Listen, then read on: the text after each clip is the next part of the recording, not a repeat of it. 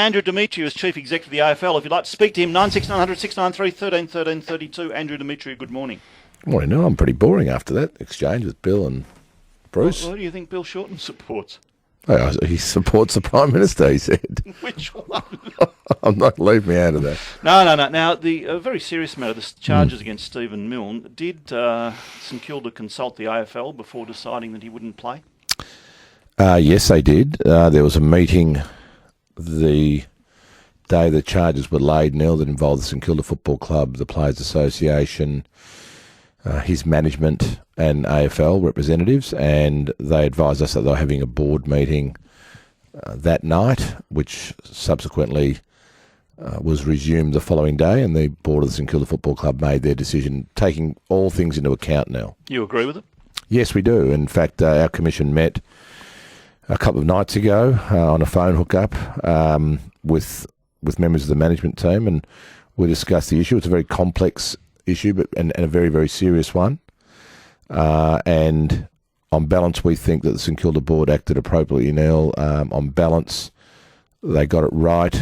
And I think in the coolness of day, I think Stephen Milne acknowledges now that they got it right. Obviously, Stephen Milne is entitled to be considered innocent until proven otherwise. That's a point I keep reinforcing. If he were to be convicted, would he be allowed to play again?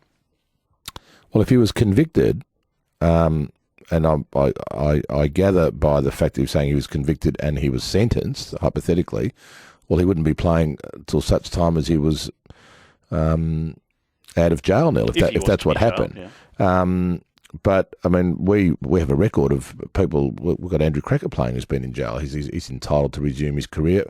I mean, in this case, Neil, Stephen Milne is 33 years of age.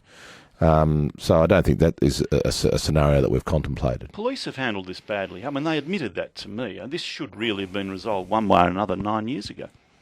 Well, they've said that, Neil. They've said that themselves. They've acknowledged that.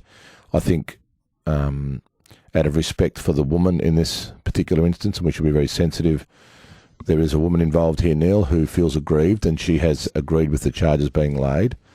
That it's very unfortunate this time lapse, particularly for her, particularly for Stephen Milne, for all people concerned.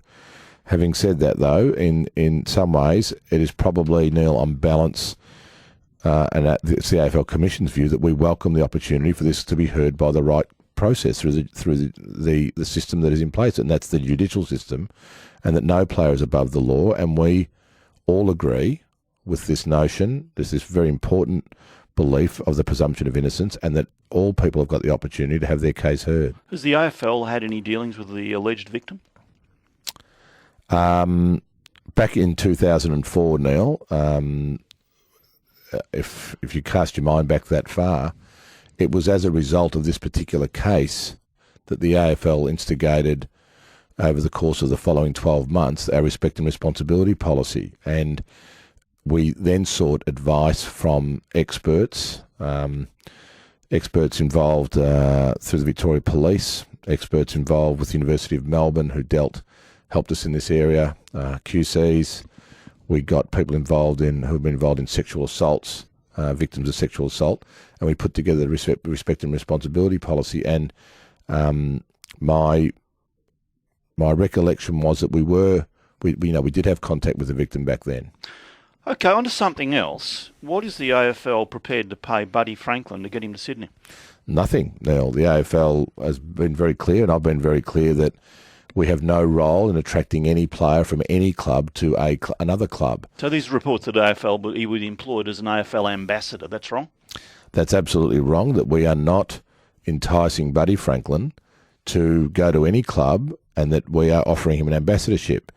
I have said, though, Neil, if Buddy Franklin decides to go to another club, or any player decides to go to another club, Neil, that if there was a legitimate role for an ambassador for a particular reason, purpose, the AFL would look at it on its merits. As it's done, we've got 11 multicultural ambassadors now.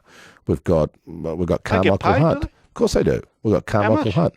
I'm not going to disclose that on air, but they get paid legitimate market rates, and we've got Carmichael Hunt. We had Israel Folau. If there is a legitimate role, we used to have Tony Lockett. Well, do you think there'd be a legitimate role for Buddy as an ambassador in Sydney? I'm not going to speculate whether there would or not. All I know is if Buddy Franklin decides to stay at Hawthorn, which is what I think he will do. Oh, you think he'll stay? Yeah. Oh, well, normally these players do stay, Neil. If he does, great. If he decides to go elsewhere and he's agreed to go to play for a football club, then after that event, someone approaches the AFL to see whether there's an ambassadorial role, we would look at it on its merits. He might not want to be an ambassador, Neil. That makes Bill Shorten look like he gave an answer. Oh, please, don't. Marie. I answer all questions you ask me. Hello, Marie. Yes. Oh, good morning, Neil, and good morning, Andrew.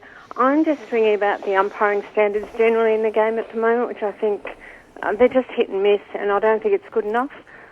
Specifically, the Carlton-Essendon game, where we lost because of 2 goals that we should have been given that weren't given to us. All right, Marie. You're not happy with the standard of advertising? Umpiring, rather. Or advertising. Look, Marie, I mean, umpires... look, I don't believe any umpiring decision has an effect and impact on the game. Umpires may, and I'm not saying they did in this case, they may make mistakes during a game, just as players do missing set shots for goal, just as coaches do making mistakes in moves. Everyone makes mistakes, but having said that, I've been interested in the commentary and the narrative around umpires in the last few weeks. Everybody is lauding the new umpiring, that they're letting the game flow. The umpiring's been great, and they're complimenting the umpires. So, I don't share the view that the umpires are hit and miss. I think they do an exceptional job, and on balance, they get it right. Sometimes they make, they may make a mistake through human error, and that's what we all do.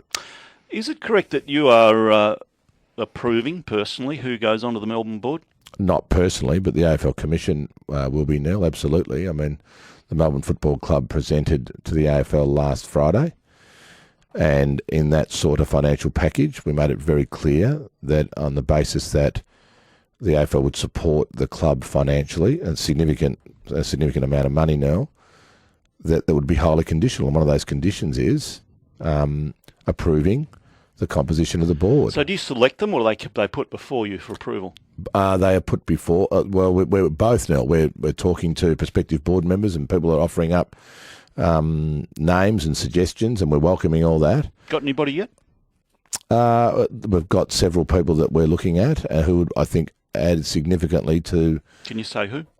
No, I think it's not fair to say who, but what I would say now, we've been pleased with the number of people and the range of people that want to offer themselves up to be part of the Melbourne Football Club rebuild. I assume Jeff Kennett won't be one of them? No, Jeff was written to yesterday by my chairman, Mike Fitzpatrick, to say that thanks for your interest, but we think it wouldn't be appropriate at this point in time. Why, because of his Hawthorn background? Oh, I know I'm balanced. I know, you heard me say before, I mean, that could be one factor, Neil, but I think on balance, there are people now available who we think would be eminently suitable to look at being on this board, and there are existing board members now that may still end up being on the board. Alan Stockdale, one of them? I met with Alan Stockdale yesterday, and he's very passionate about being involved with the Melbourne Football Club board, and he's someone I suspect should continue to be spoken to. Would you like to see Paul Roos coaching Melbourne? Again, we don't recruit players and we don't recruit coaches, but Paul Roos, as a general comment now, is an incredibly gifted and talented coach, and as an industry, we are the less of not having a person of Paul Roos' talent coaching in the AFL ranks. So if Paul Roos ever wanted to coach in the AFL industry again, whether it's Melbourne or someone else, he would be welcome. Will the AFL approve the coach as well at Melbourne? Well, the coach should be appointed now by Peter Jackson and the board elect, and that's the appropriate governance, and we'll obviously be consulted on that. So you'll be consulted, so you'll have to approve the coach?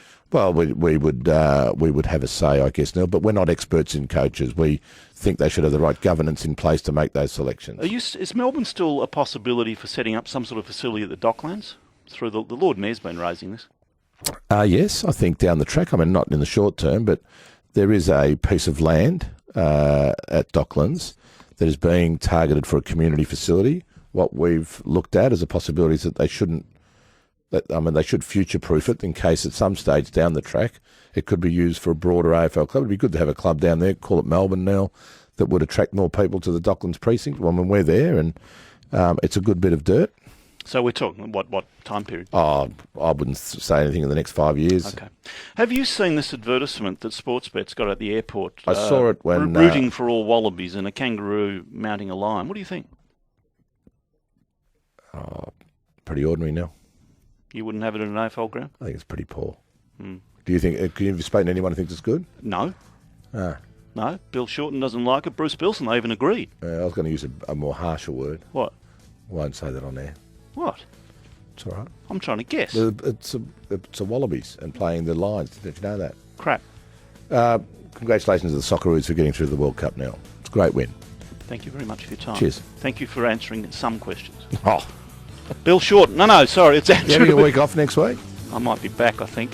You're going to quit? You're going to retire again? Andrew Demetriou.